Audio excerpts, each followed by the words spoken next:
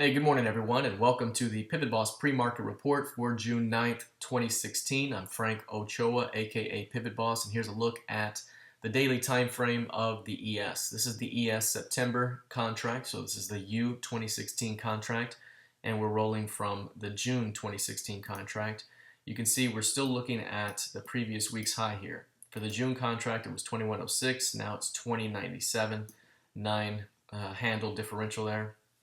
And what we were talking about was how is price going to respond above this zone? Is it going to be able to find acceptance, or are prices above this area going to be rejected?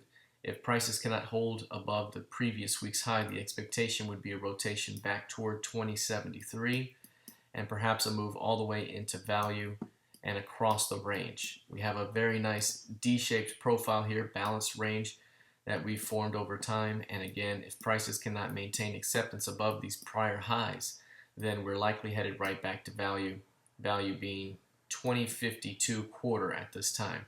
So this is something that we'll be looking at. Since there's not much volume here flowing in just yet, we won't look at the intraday time frame. But right now, the expectation is that bulls will continue to defend 2097 for attempts higher, but any rejections could lead to a stops run through those sell stops and push prices back toward the top of micro composite value and perhaps back to value. So that's something to look out for. If we take a look here at the NQ, this is the U contract as well.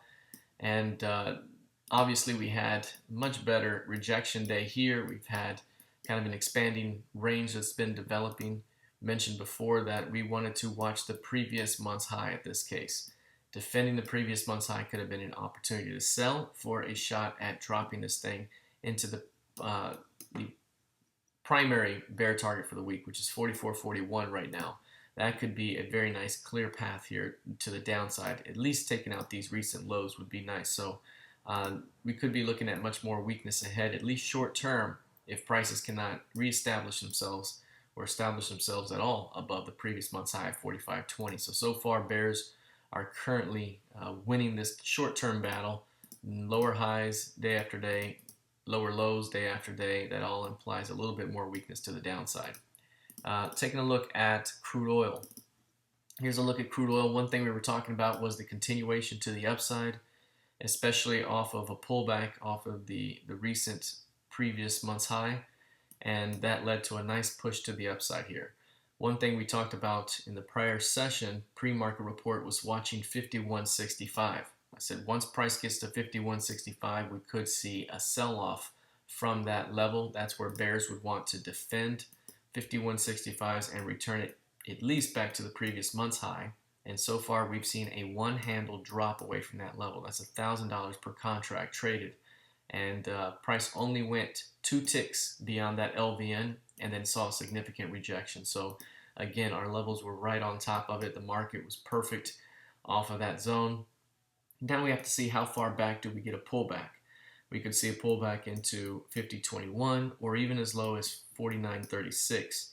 We'll see, and we'll let the market judge how far it pulls back. But once we do see a pullback and we begin to see a little rejection, that could be an opportunity to defend and squeeze to the next upside targets here. 53.40 is the next major upside target with 55s above. On an intraday basis for the crude oil chart here, you can see basically we've seen a very nice sell-off. Again, here's that 51.65. I always like to bring the higher time frame levels into the lower time frames because they are much more significant. So when you see a rejection off of a higher time frame key level, you see moves that are much more significant than if it was just an intraday level. So this has been a very, very solid rejection so far, and we've already seen a move downward. One thing I would keep an eye on, this is the previous session's low, 50.68. If prices pop back above that zone, these late sellers could be trapped, and that could be a quick move back to 5-day VPOC. Right now, that's 51.15s. Any retest of that zone could be a selling opportunity for a continuation. Lastly, let's take a look at gold here. Gold has been very, very nice the way we've called it here off of 1208s.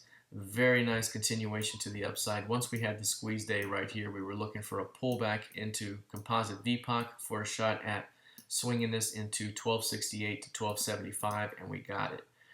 So for all intents and purposes, we've reached the front end of our target. And now again, we'll be having to see how this thing plays out. With the updated key range here, we have 1269.5 as the midpoint of that range. We could see a pullback here. Again, given the current swing higher, the pullback could be a buying opportunity for at least another push in the 1288s. But right now, for all intents and purposes, our move has been completed from the 1208s up to the 1260s. And now we have to see how this thing plays out from here and judge the next key move. And obviously, I'll be watching to see how price plays out on this next pullback. Remaining above 1250 could be a big draw here for a nice buy opportunity up to 1288. All right, that's it for now. Let's see how this thing plays out heading into the rest of the session. Good luck and trade well.